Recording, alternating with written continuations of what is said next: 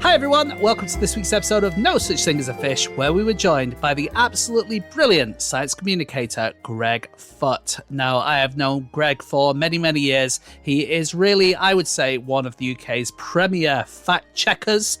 If you listen to BBC Radio 4, you might know him from the show Sliced Bread, where he looks at different products and claims and sees whether the science backs them up or not. But he has a brand new podcast. It's very exciting. It's called The Baby Fact Check, and it is something that I really wish I had about 3 years ago when I had a very young baby, because Greg is a new father himself. Congratulations to him and his partner. And they have realized that there is so much information out there, so many claims from companies, from the internet. And Greg has decided to use his many, many skills to work out which of these claims are true and which of them are false. It's such a great idea, and he has done it absolutely brilliantly. So if you want to listen to that, then go to The Baby Fact Check wherever you get your podcasts, and in fact at The Baby Fact Check is the place to go on Instagram to learn more. And if you want to know more about Greg in general, then go to Greg Foote, that's GregFoot.com, and everything will be on there. On with the podcast. No, not on with the podcast. Hi, James. Hi, Andy. We have more news. One more exciting announcement. We are doing a little run of live shows. This summer, we're going to the Royal Institution. Venerable. Home of Science. And now us, temporarily. We're going to be in the lecture theatre. It's amazing. Oh, it's an amazing thing. We did a show last year there, and it was so much fun. It's such an amazing, historic, wonderful venue. It's where the Royal Institution Christmas lectures are, and we are going to be there on the 21st, 22nd, 23rd, and 25th of July. They're all at 7:30 p.m. The one on the 21st is going to be live streamed and available on Catch Up for 2 weeks. So please, come on down, come and see us. Ruin the home of science and its reputation with our stupid jokes. If you want to get tickets, you can go to nosuchthingasafish.com/RI summer. Okay. Come and see the show. Come and see us. Can I do On With the Podcast now? Yeah. On With the Podcast.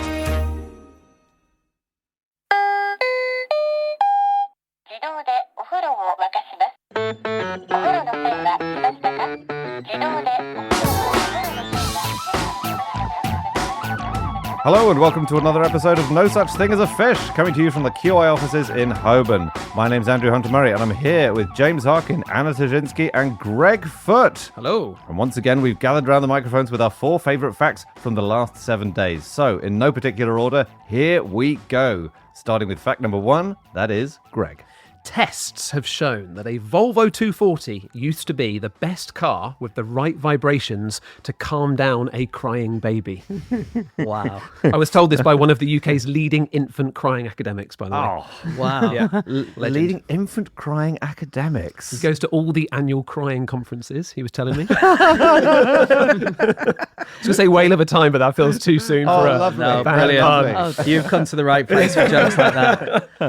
That is amazing. I think remembering back where I was 3 or 4 years ago when my baby was very young, if I heard this, I'd be straight onto Autocar and buying myself a Volvo 240. Except you said used to. Have babies changed or have Volvos changed? Well, I was picturing the Volvos, that big old boxy car, isn't it, from late yeah. 70s, early 90s.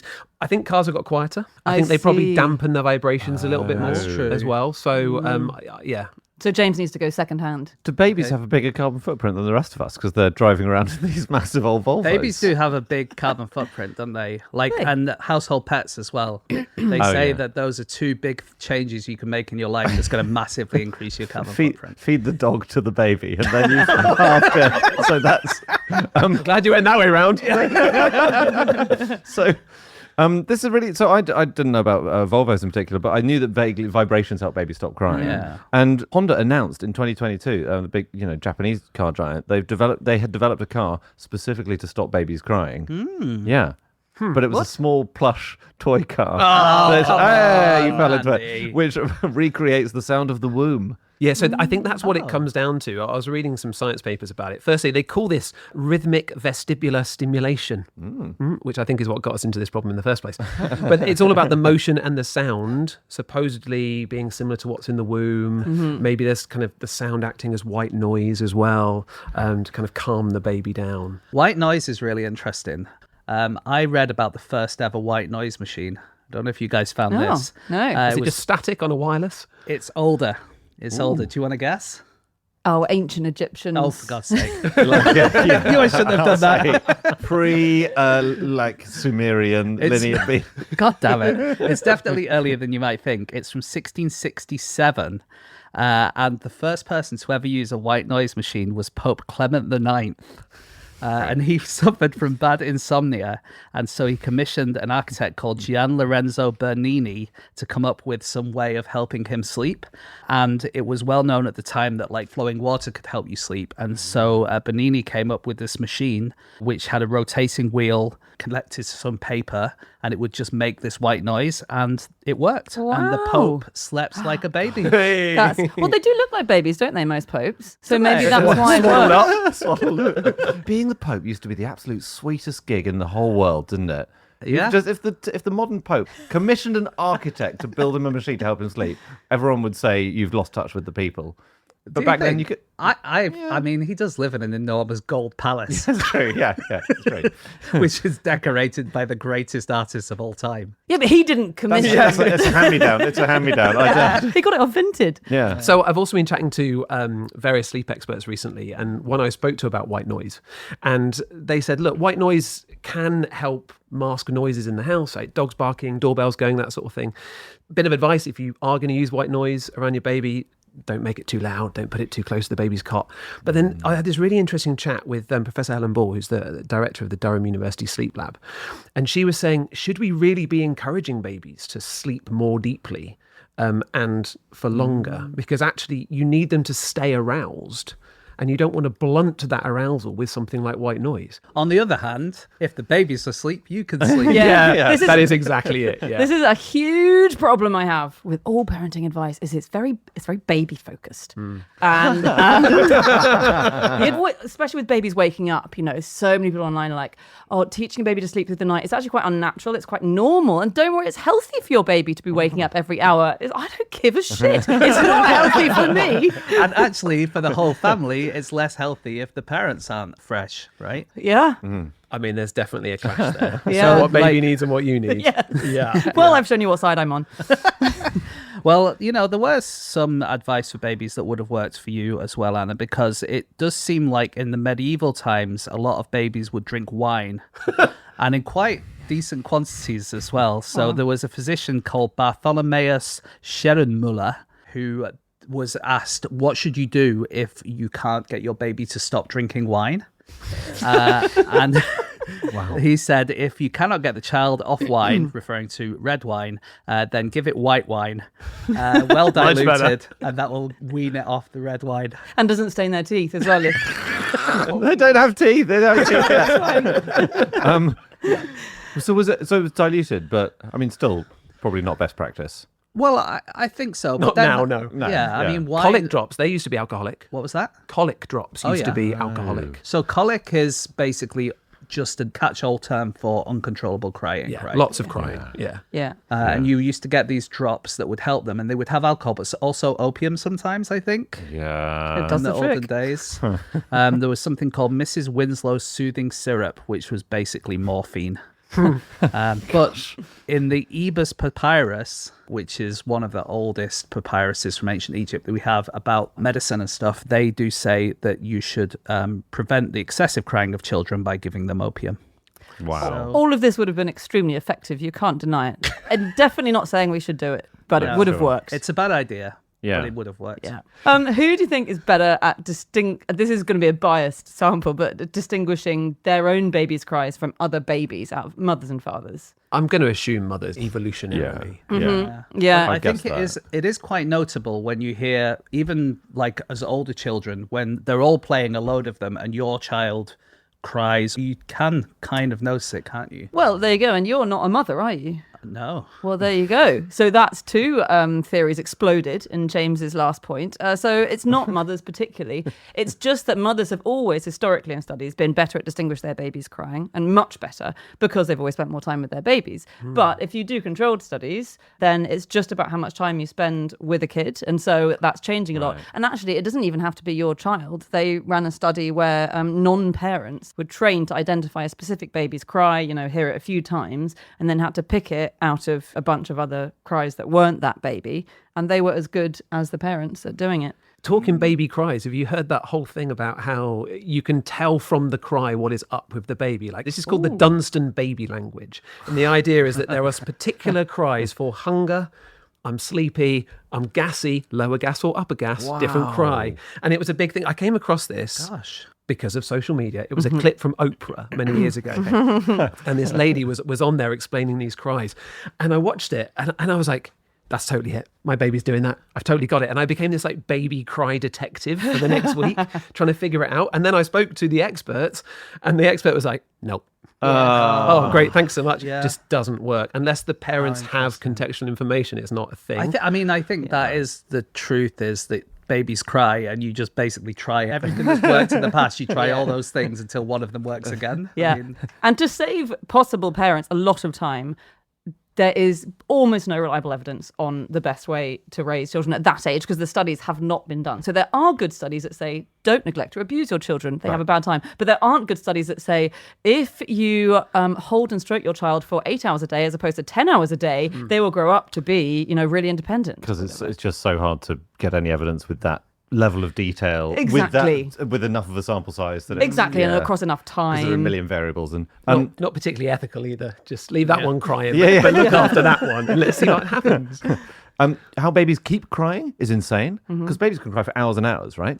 And if any one of us were to scream for several hours, we would be in pain. Oh my God, how do they do it? Have you got the Have answer? they got circular breathing? They've got Should we get them on the circular breathing. bagpipes? All babies are either Scottish or Australian, and they're really good. But yeah, no one could. You'd get what is it called, nodules? I mean, it would it do would yourself hurt. serious injury. Like, for instance, a lot of like metal singers, they do it for a little while and then they have they have to have operations. But basically, their vocal cords, babies' vocal cords, are physically just very different to adult vocal cords. They don't have stiffening ligaments, and they're full of hyaluronic acid. So what that means, the effect is that they're way more elastic and they absorb way more shock, which allows the baby to cry for hour after hour after hour. And it's part of the it's not the whole reason, it's part of the reason they can't speak. It's all too floppy. It's all too floppy, yeah. It's not the only reason they can't speak. They don't know anything yet. I've known a lot of people who speak very well who don't know anything. And Dan will be back next. No, it's not fair. It's not fair. Anyway, that's why they can scream for a long time. I'm so happy I know that because I always felt quite sorry for certain babies if they're left for prolonged periods crying because I think that must be really hurting them at this point. But no, I know they don't care. They're fine. I'm afraid not.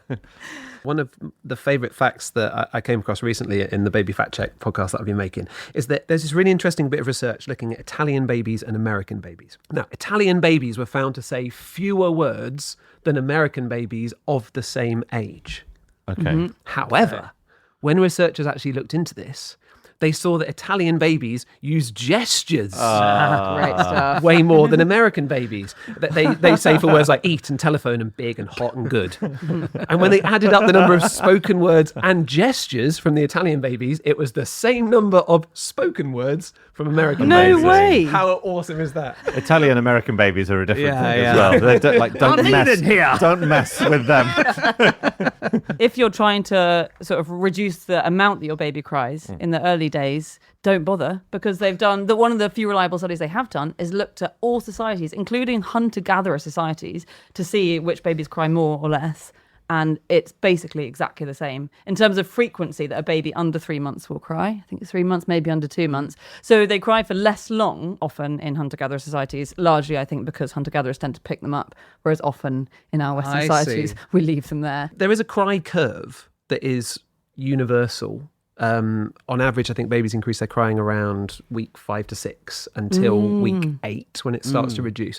And researchers looked at 8,600 babies and their cry levels. And they found that there were babies, even at the peak, that only cried 30 to 40 minutes in 24 hours.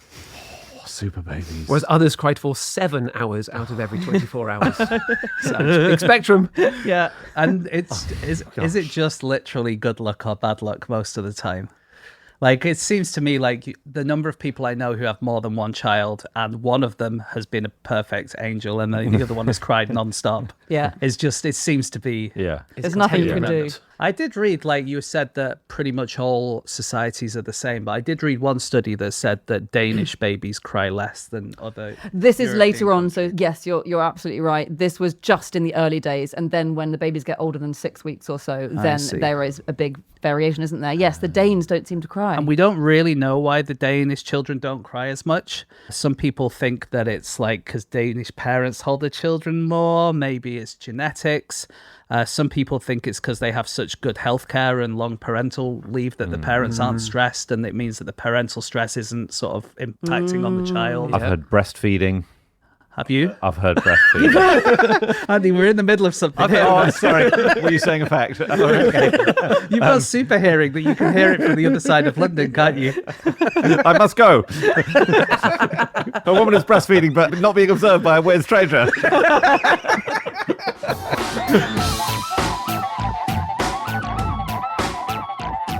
Stop the podcast. Stop the podcast. Everyone, we'd like to let you know that this week we're sponsored by NordVPN. That is right. Now, VPN means virtual private network. It's a tool that creates an encrypted tunnel for your data. A secure tunnel. It protects your online identity, it hides your IP address, and it allows you to enjoy increased security wherever you are in cyberspace. Absolutely. Wherever you are in actual space, you can be in your own secret tunnel in cyberspace. It does sound like the future. It sounds like the future. And in the future, I'm going on holiday. I will be in Montenegro in a couple of weeks. While I'm there, I will download NordVPN so that I can get access to anything in the UK while I'm in Montenegro. So let's say the World Cup is on and I want to hear from the pundits on British television, I'll be able to do it. Interesting. Well, the good news, James, is everyone in your family will be able to do that too, because you can protect your whole household with one NordVPN account, and that includes shared gadgets. If you would like to get involved with NordVPN, then you must go to NordVPN, that's NORDVPN.com/fish. And if you do that, you can get a 2-year plan with 4 months extra. It's risk-free with Nord's 30-day money-back guarantee. That's right. NordVPN.com/fish. Do it now. Stop the podcast. Stop the podcast. Hi, everybody. Just to let you know, we are sponsored this week by Squarespace. Andy, have you set up your website for the things that are not named after what you think they're going to be named after, but are actually named after a person with a strangely opposite name.com yet? Well, funny you ask, James, because I've been having problems finding a designer willing to work on that. Have you? Yeah, I've had the advert out for ages, and no one seems to think it's a good idea. Well, the way that you need to go is Squarespace, because Squarespace is the place to go if you want to build a website. They have all sorts of amazing things. There are search engine optimization tools so that when people want to Google things that are named not after the obvious seeming reason, but for someone with a strangely opposite name, anyone Googling that phrase will be served my website first. I'll be able to sell things on that. There's just so much that Squarespace offers, and they make it simple and easy. Absolutely. So if you would like to build your own website, then make sure you go to Squarespace and take advantage of this offer. If you go to squarespace.com/fish, you will get a free trial. And when you're ready to launch, use the offer code FISH to save 10% off your first purchase of a website or domain. That's right. Did you know, James, the website was named after Sir Adrian Website, who created the first website in 1782? Someone, please help me. On with the podcast. On with the show. All right, time for fact number 2, and that is my fact. My fact this week is, in 1654, a public competition was held between a team of 30 horses and a vacuum. Yeah. And the winner was? The vacuum. Yeah. Was the competition who can suck up the most bits of dust from the carpet? Henry won. So this is an amazing thing. So when I said vacuum, I'm being trickstery. It was a vacuum not in the sense of a vacuum cleaner. It was just in the sense of a void in space. Like a vacuum with nothing in it, you know? That's all right. You didn't say the word cleaner. No, true. We'll accept it. Thank you, Anna. So this is a thing that's called the Magdeburg Hemispheres. Die Magdeburger Halbkugeln. Magdeburg City in Germany. I didn't say what a hemisphere is. It's a hemisphere. But it's Half a sphere. Half a sphere. It's the brainchild of this guy called Otto von Guericke, who was crazy, and maybe we'll come on to him.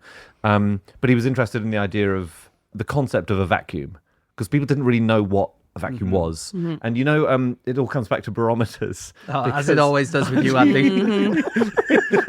So you've got a glass tube full of mercury, right? And when the pressure drops because the weather's about to turn bad, the mercury drops in the tube, right? But what goes in that gap? What is at the top? It can't be air because there's no way for air to get through the mercury. What is in there? And various people thought it was something called ether, or there were all sorts of theories. And von Guericke thought he'd experiment to find out. And in 1654, he created one of the first ever vacuums. He made these two iron hemispheres, sealed them neatly together, didn't attach them at all, apart from pumping the air out. And once he'd done that really effectively and, closed the valve, nothing could pull these hemispheres apart. And he did this big public demonstration in front of the emperor, I think, where two teams of 15 horses were attached to each one of these hemispheres, and they tried their absolute hardest. This was entertainment. Have you ever come across these things, Greg? I don't have any horses, but Andy, I did bring you a present. Look at this. Oh my God. I brought you some mini Magdeburg spheres. I'm so excited. I have a lot of science props at home, and I thought I must have some of these. So here you go. There's one half. Pass to amazing. you. Okay. And now the seal that you can see inside, Yeah. actually known as a mating rim. Cool. Oh, well, right. And I've lubed up your mating rim and my mating rim. Let's put them together. Shall we leave? No, please stay. So hang on. Okay. Let's close them together. Cool. Okay. Let me just attach this. This is the fiddly bit. Okay. I've got a rudimentary, not vacuum pump, but a way to remove some of the air. So just put that on the end. Here we go. Yep. Okay, so Greg's kind of pulling on a trigger of it's like a gun-shaped rubber thing, and he is presumably removing all the air Removing from the air. between Okay, these. close the valve. Okay. Okay, so now we've pulled out quite a lot of the air that's inside the spheres. I'm so excited. You bring your best 15 horsepower. Yeah, yeah. I'll bring my best 15 horses. Okay, you ready? Yeah. 3, 2, 1, pull. Oh my god.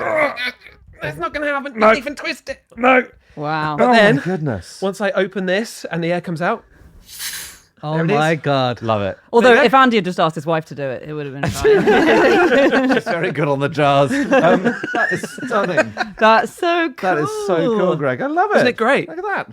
Magdeburg Hemispheres. You're welcome. Yeah. I guess we stunning. should say what causes them to stick is basically that the air pressure on the outside is pushing in so hard, and because there's nothing on the inside, there's nothing to push out. Right, And so exactly. that's why it should. Exactly. Yeah, you're There's essentially nothing there. pushing against atmosphere, aren't you? Yeah. Yeah. But it was controversial. Well, not controversial, but, no one thought he was right about this until he Well, they demonstrated thought it. that vacuums couldn't exist for most of history. Yeah. Right? One of the ancients said nature abhors a vacuum. And the idea was if one ever came in nature, somehow something would fill it. Yeah. Right? Makes sense. Yeah, it does make sense, but it's not true.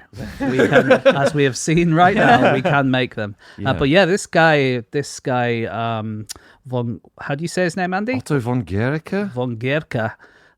He did this in Magdeburg, and Magdeburg had very, very recently been the victim of the worst atrocity in the 30 Years' War, where the population went down from 20,000 to 4,000 due to an enormous massacre. God.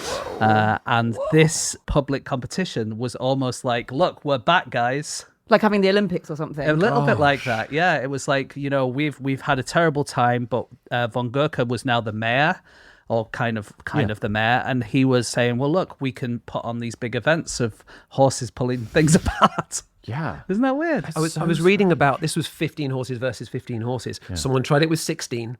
Also read someone tried it with 17 over the coming years. Really? Didn't help. No. I wonder how many horses would be able to pull it apart. There must be a limit, right? Yeah. Well, I don't know. I mean, I was looking at the maths, and apparently if he could achieve a full vacuum inside the hemispheres, it would have been held together with a force around 20,000 newtons, which is the equivalent to lifting, people say, a car or a small elephant. I mean, Okay. it depends on the type of elephant, if we want to be pedantic, which I know Yeah, yeah. you lot very much love to be. And the car. If it's a small, It also if it's a depends small on the- plush car, maybe a Honda, maybe not. But yeah. Okay. Cozy goop. There's a monument to him or to the spheres in Magdeburg now. Yeah. It's beautiful. It's just it's one of the sets of hemispheres and one horse at either end, and they're straining away, and it's not coming apart. And this guy, von Guericke, he was like, I'm really surprised that his name doesn't come up more. Like, it seems like he was absolutely massively important in loads and loads of physics, but just never got anything named after him. Yeah. It's a hard word to spell. Is that a university? Oh, there's a university named after Oh, him. that's cool. But it's not like Pascal, after whom the pressure is named after, or... He did write this up in his book, which was only published in English in 1994. Wow. Bloody publishers, Great news, we've got a translation deal. What? You've been dead for 350 years? Guys, what do you think would happen if you got into a vacuum? Die. Yeah. Well, Explode?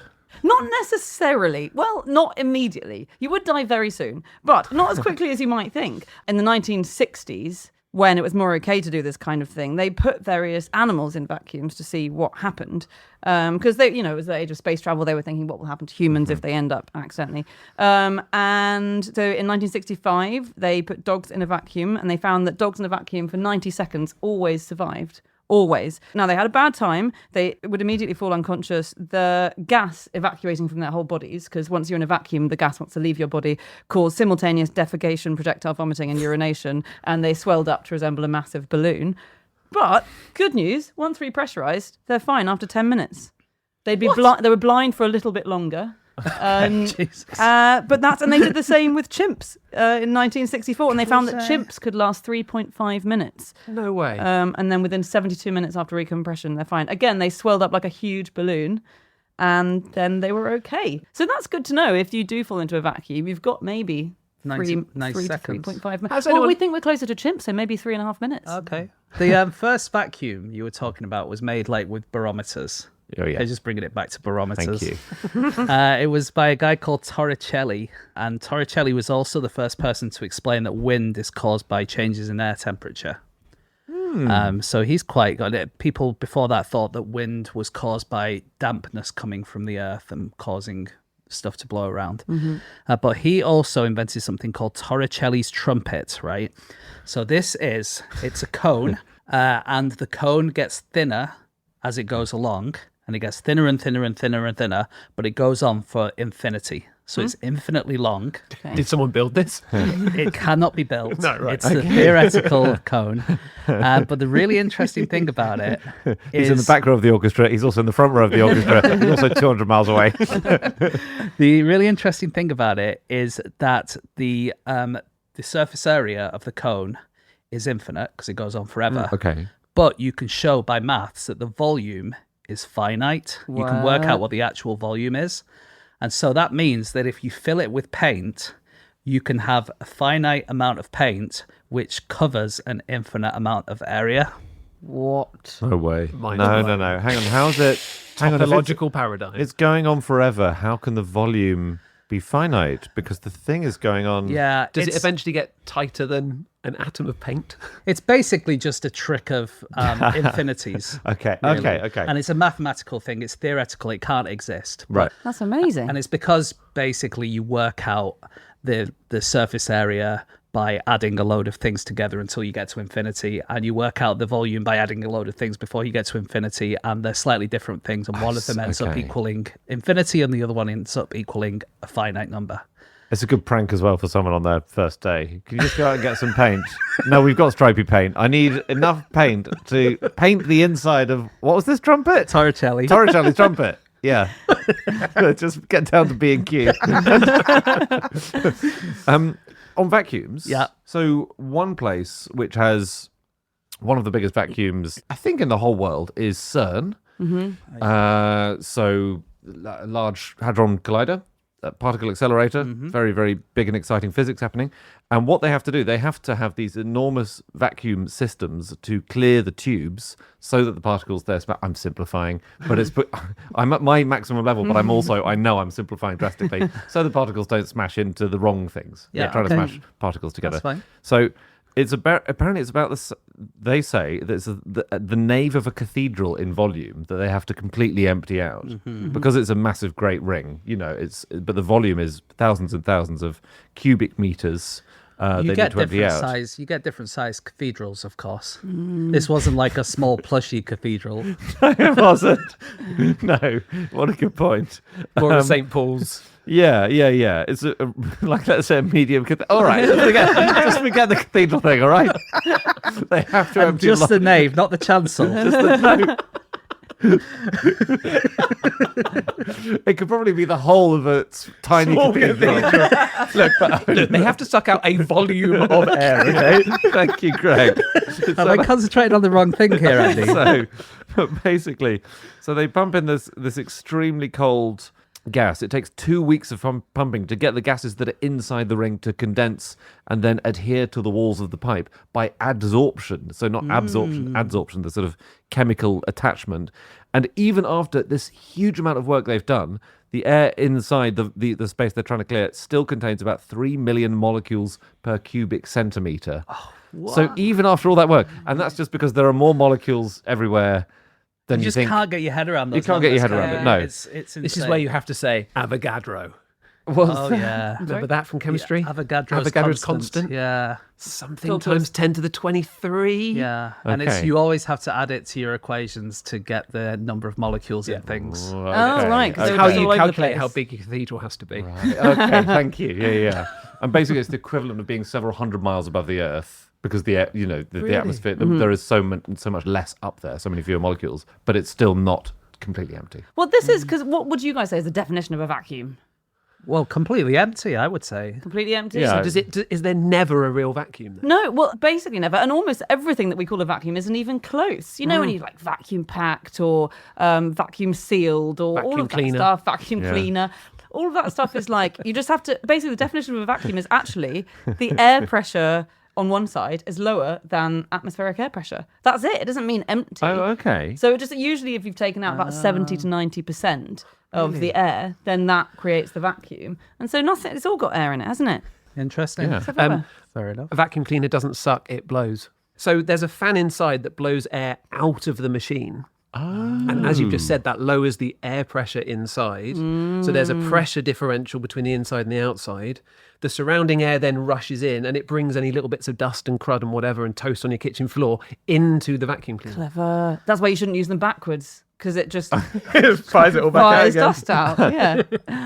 Oh, that's really That cool. is really interesting. So what am I saying when I go into A&E and I have it attached to my genitals? that it blew my penis into it? That's it.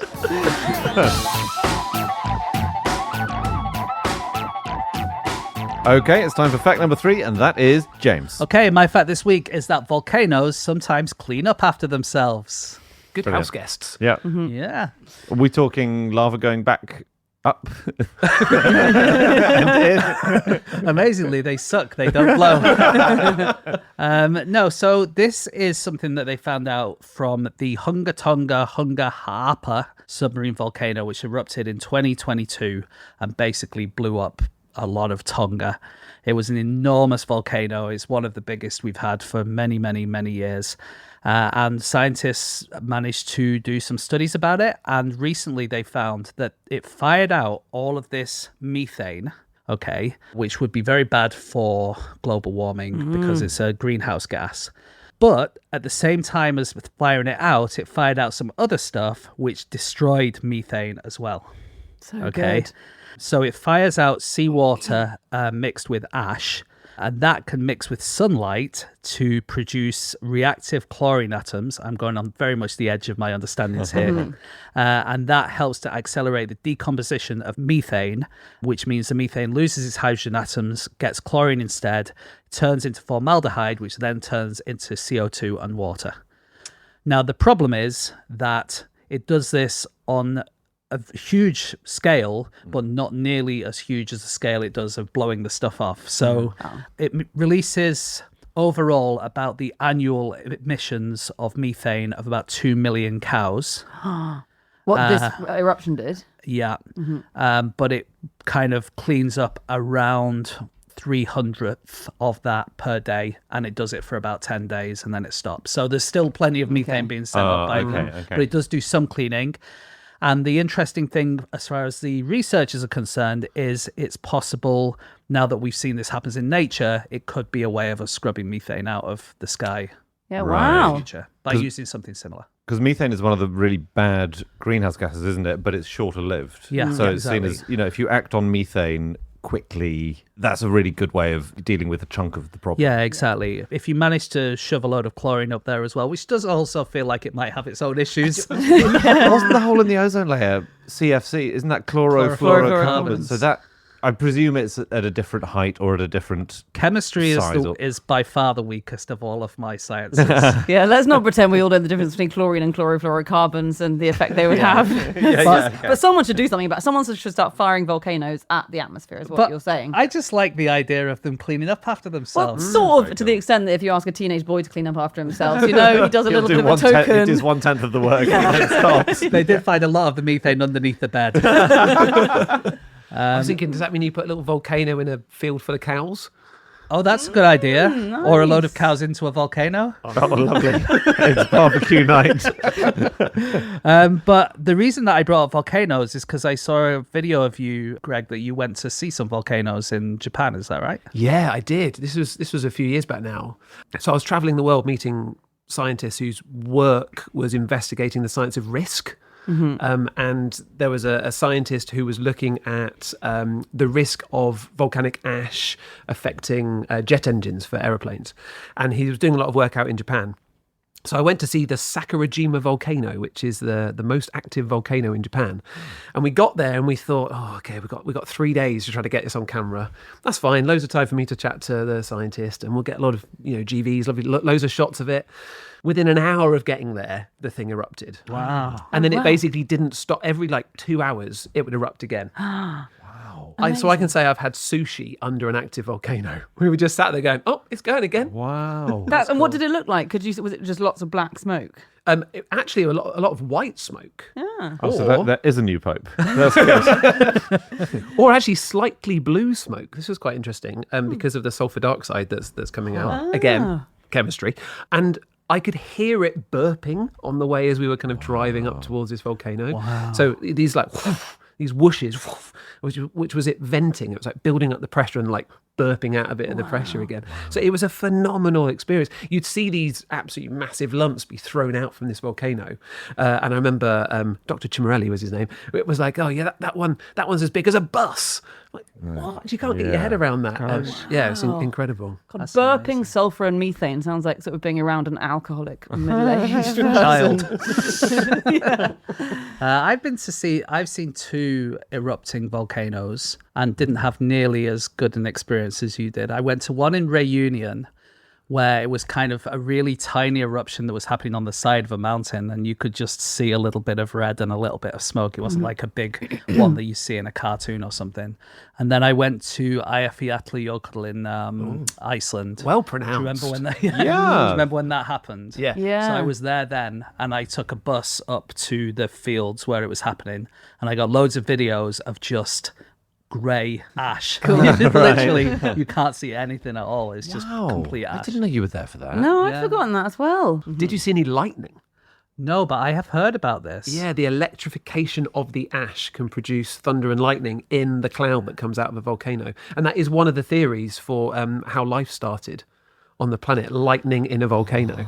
That is cool. It's a Frankenstein moment, isn't it? That is amazing. Yeah, this one in Tonga that happened in 2022, apparently there were over 200,000 flashes of lightning, which was about 2,600 flashes per minute at its peak. Wow. It's like basically the most lightning that we've ever seen in one place at one time. Oh my God. Do you guys know about Robert Landsberg? Nope. No. I don't think we've talked about him before. He was a photographer and he lived quite near Mount St. Helens in Washington State. And he, in 1980, it looked like it was having a little eruption, as they do, sometimes a little belch. And so he went to take some photos and video of it. And he'd been a lot before and done that. And when he got there, well, we don't have his hand account for reasons you'll realise. But when he got there, Spoiler alert. Chekhov's Volcano. he clearly realised at some point that it was going to be a huge eruption, as it was, and that he was probably too close to get away. But what we know he did was we took the photos and then he put the shutter back over the lens. He rewound the whole film into its protective canister. He put it back in his bag and then he lay on top of his bag to protect the photos that he'd had. So his body was found a few days later. Would that work? It did work. We've got the photos. To be honest, they're only okay.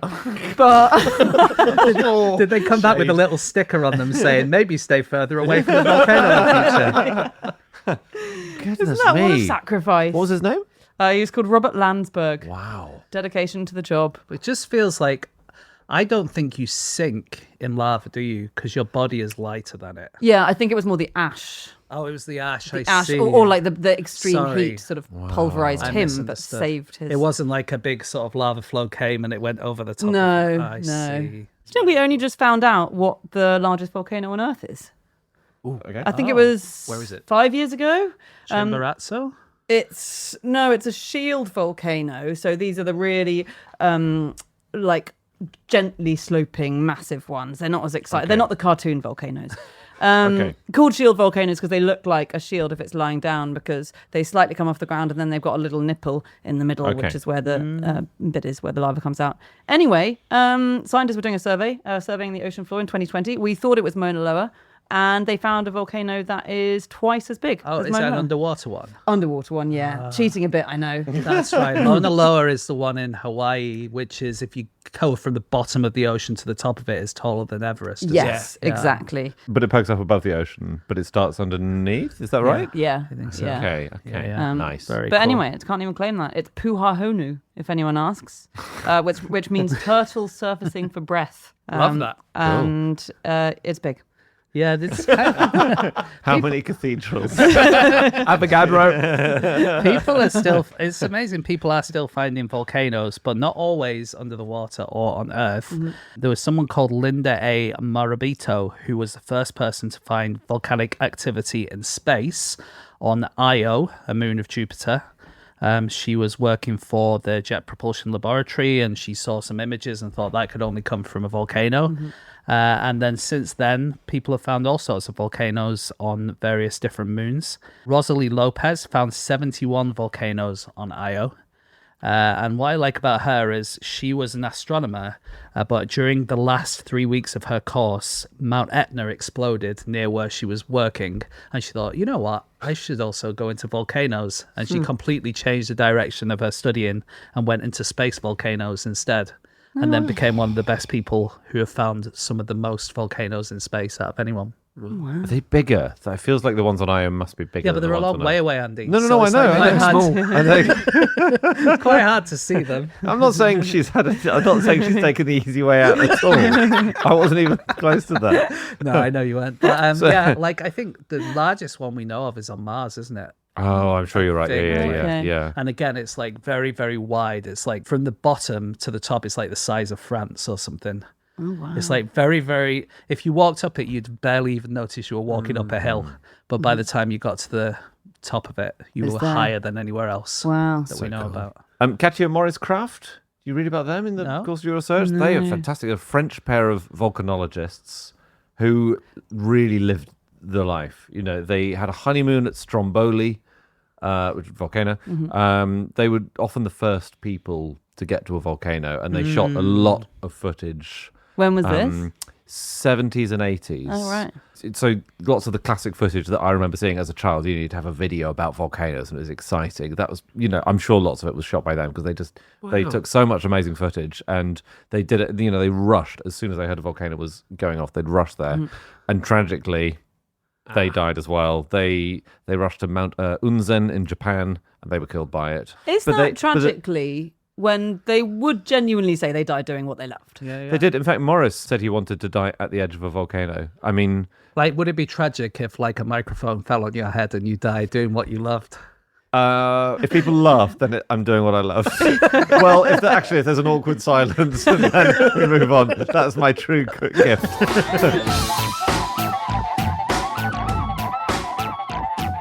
Stop the podcast. Stop the podcast. Hi, everyone. We'd like to let you know that this week we are sponsored by Saily. Yes, Saily is an eSIM service app. Basically, if you travel and you would like data in more than 200 destinations, then you should get Saily.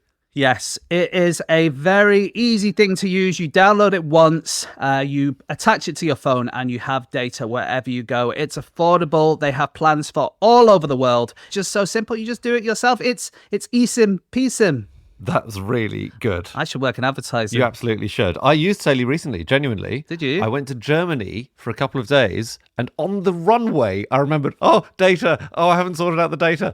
And between getting onto the plane and sitting down and then starting to taxi, it was maybe 3 minutes. I had sorted, great, Saily, here's how much data I need, here's how long I'm going to need it for, tick, tick, tick, it was sorted. Well, if you are interested in Saily, you can get an exclusive 15% discount on Saily data plans by using the offer code FISH at checkout. So download the Saily app or go to saily.com/fish. That's right, saily.com/fish and get that 15% discount. On with the show. On with the podcast. Okay, it's time for the final fact of the show now, and that is Anna. My fact this week is that Paul McCartney does eye yoga. So we've done quite difficult chemistry and physics so far, and you're keeping us highbrow, Anna. Yeah, exactly. I'm keeping us rooted in what the people want to hear about. And that's eye yoga, because it's becoming a bit of a thing. Paul McCartney was introduced to it on a trip to India in the late 2000s, I think. And he was asked what his eye yoga entailed. So he said you keep your head still and then you look up as far as you can for 2 to 3 seconds, then as far down as you can, then diagonally. So you make a Union Jack, as he described it, with your eyes. And next you cross your eyes for 2 to 3 seconds. We're all doing it. Then you look great, by the way, guys. And then you finish by focusing on a distant object. And the idea is that you're exercising your eye muscles. How distant? Like a volcano on the moon of Io? Or... If you can get there, then you're doing very well at your And eye what yoga. is the idea? That this makes his eyes healthier or helps his just general vibe or what? He, I would say, to give him credit, flippantly comments that he still doesn't need glasses, and that's probably why, but that it makes your eyes healthier because you're exercising the muscles. I mean, there's no evidence to support that at all. The only thing that there's evidence for is that if you do sometimes take a break from looking at a screen and focus on something distant, that's good for, stop you getting headaches. Yeah. But a lot of people do this eye yoga, and it's a thing. It comes from Buddhist practices. Candle gazing, it used to be, where you're just supposed to stare at a candle without blinking until your eyes water, and that purifies your body. Oh, you can have a blind spot every time you blink for the rest of the day. Yeah. See that candle. Yeah, do take a break from the candle every 20 minutes. If you're doing a lot of focused candle work, just spend 20 minutes looking at something else. Yeah. Ideally, look at a phone, briefly. I was trying to come up with Beatles related. When I saw her standing there. Oh, that's great. Thanks. Eye and saw. Yeah. Because you're stopping your eyes being sore. But Well, then I yeah. would say, we sent each other these facts about a week ago, and it's quite easy to go onto Wikipedia and look at a list of all Beatles songs. Yeah. And that was the best you came up with? Yeah. Okay. I didn't. I missed that crucial step. I just thought, that's what it'll do. It made its way into my notes, and I haven't bothered to. I should have gone back for a second bite of the cherry. Yeah. Well, the inbox is podcasting. No, I'm not even actually. Please don't write in with all Beatles songs with the word "I" in them, because we don't I don't have the bandwidth. I'm sorry. I wish I did. No, eye yoga is just looking at stuff. It's just looking at stuff, isn't it? But it's like the eye test as well. Because I wear contact lenses. So when you have an eye test, you have to look in every direction. Oh, do you? I do. Yeah, they're trying to see the inside of the back of your eye, and so just to get a good view of everything to make sure it's all. I don't think hunky-dory. someone's peering in Paul McCartney's eye, though, every time he's doing it, going, retina looks good, mate, you're all right. Yeah. Same time tomorrow. Although he did say he likes people looking at him when he does his actual yoga. So he's a yoga practitioner. And he says he regularly practices yoga with a group of friends who are called the Yoga Boys, which includes Alec Baldwin. Very cool, well done. But he finishes his yoga workout every morning with a 5-minute headstand. And he says he basically sort of does it to show off, because he says if I'm in the gym, the big guys have got their weights and they're looking really beefy and cool, and they're suddenly really impressed by his 5-minute headstand. They come up to him afterwards and presumably say, "You're fucking Paul McCartney." You look like Paul McCartney, but upside down. Like a lot of these yoga poses are relatively new, right? They're from the 19th and 20th century. Yeah. Almost all of them, in fact. Yeah, I think they all, yeah. Because like the old historical yoga practices, they would basically meditate. They weren't do a downward dog. No. Or this kind of stuff. And all this kind of stuff came in the late 19th, early 20th century. And it's a mixture between old Indian practices and Western, especially Scandinavian exercise routines that people did. Yeah. Yeah. And Yeah. stretching is good. Yeah, not to say course. there's nothing wrong with being more Absolutely modern. not. But did you read about Bernard, who invented modern yoga? Bernard. Yeah, Bernard. A guy called Pierre Bernard from Des Moines. Okay. There had been a few monks who'd come over to the West, right, and done a bit of yogic practice, but it wasn't the developed. It wasn't lots of the exercises we know today. And Pierre Bernard, he founded this thing called the Tantric Order of America and started teaching yoga in 1905. And he claimed he'd learned it from a guru who was either Indian, Persian, Syrian, French, or Bengali. Okay, it was not legit. I know that is a curveball. It is a curveball. Yeah, The others are all quite, he's somewhere from the East. The thing is, lots of his followers were massive white supremacists. This is an ironic thing. Who claimed that an Aryan, i.e., white race, had created yoga before way. moving to India in the first place. None of this is true. But Don't tell the yogis that. It's white supremacists who got it popular. yeah, well, I think some of his followers were, not all of them by any means, Okay. but lots of those things, as James says, downward dog and sun salutations and 1930s things that are even Yeah. after him. You know? There were like some kind of things that you did that were poses, but they were mostly just sit comfortably while you're doing your meditation. But they did have different names, and they were mostly based on animals. So there is a 13th century kind of yogic manuscript that says you might sit like a curlew or a camel. I feel like I don't see curlews sit. I picture them standing. Yeah, I think you sit like a curlew stands, maybe. These manuscripts, there's some old ones that say that there are 8.4 million asanas, and the asana is their pose, but each of the poses represents one of the species of animals on Earth. Okay?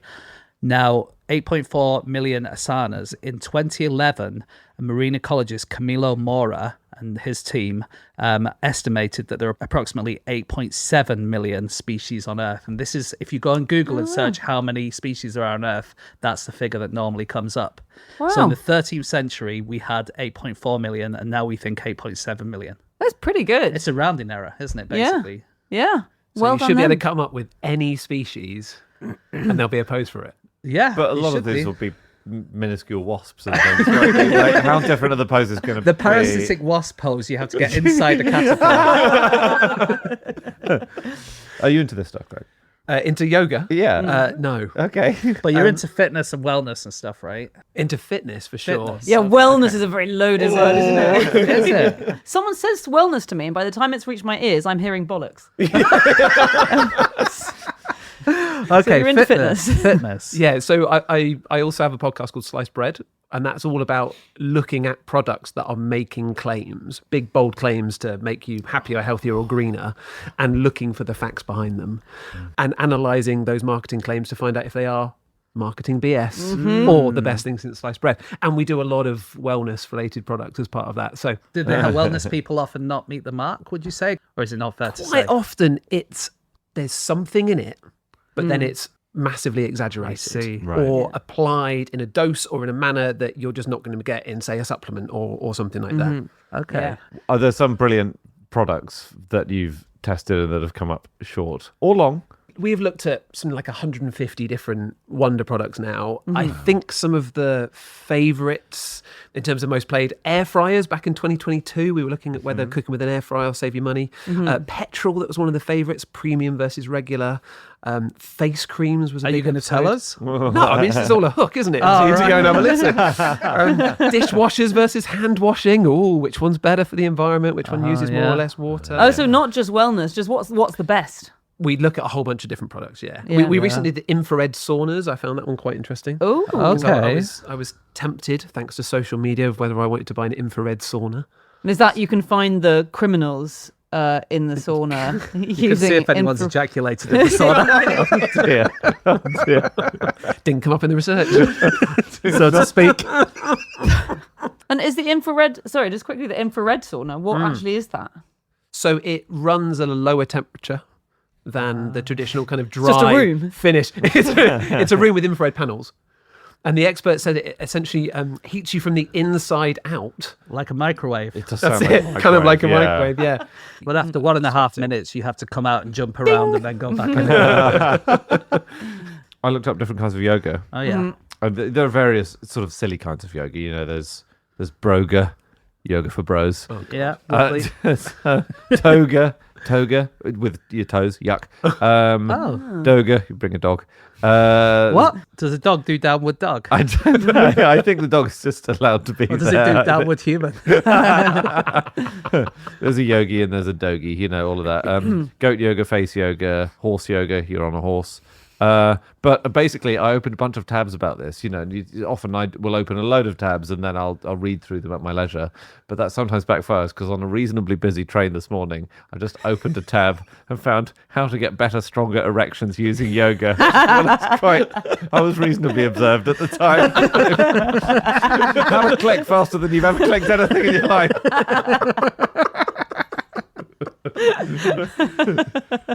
Yeah. And And it's simple. Yeah. Paul McCartney does it. Absolutely. Oh, I'm not trying to find Beatles puns about. No, I won't. What's it? No, that's A hard day's night. Hard Day's Night. Come on, get back and Get hard back, day's yeah. night. Dan is turning in his I don't holiday like grave. the Beatles. What can I say? Hard Day's Night. A very hard day's night. Yeah, there we go. Do you know you have a sphincter in your eye? Speak for yourself. So I was looking into Paul McCartney's eye yoga and whether any of this actually stands up to scrutiny or not. And essentially there are these various pairs of external eye muscles that some people say when you're doing this eye yoga, you're working on them. But eye doctors are saying like, it's not going to do anything for your sight. Perhaps focusing close on your nose, which I believe is one of the moves. That's it. Yeah, it is, going cross-eyed. That's working, Anna. Apparently that could potentially do something for your internal muscles. And one of those internal muscles is the iris sphincter. Its partner in crime is the iris dilator.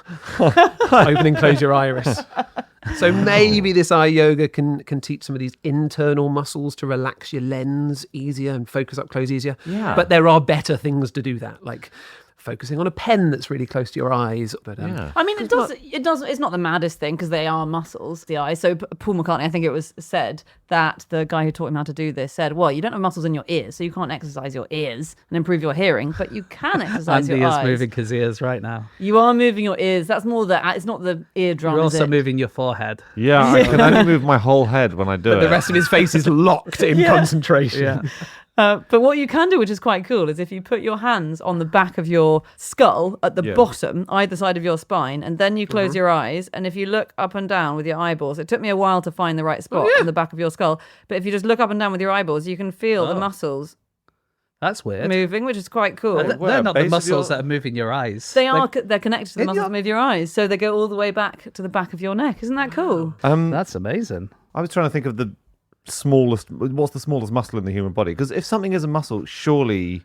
You have muscles that kind of make your hairs erect. Yeah, and those They're you small. can't consciously control, of course. As in, I wonder what the smallest muscle is that you can actually train. So I think eye yoga, you're exercising those muscles, even if you're not improving your sight, because that's something slightly different. The smallest muscle is the stapedius, which stabilizes the stirrup bone in your middle ear, and it's 1 millimeter long. Yeah, but when you went to that bodybuilding exhibition, you said, okay, you guys look good, but look what I could do with my stapedius. And you went, duh, duh, duh, duh, duh, duh. Mine is 2 millimeters long. That's actually much more impressive.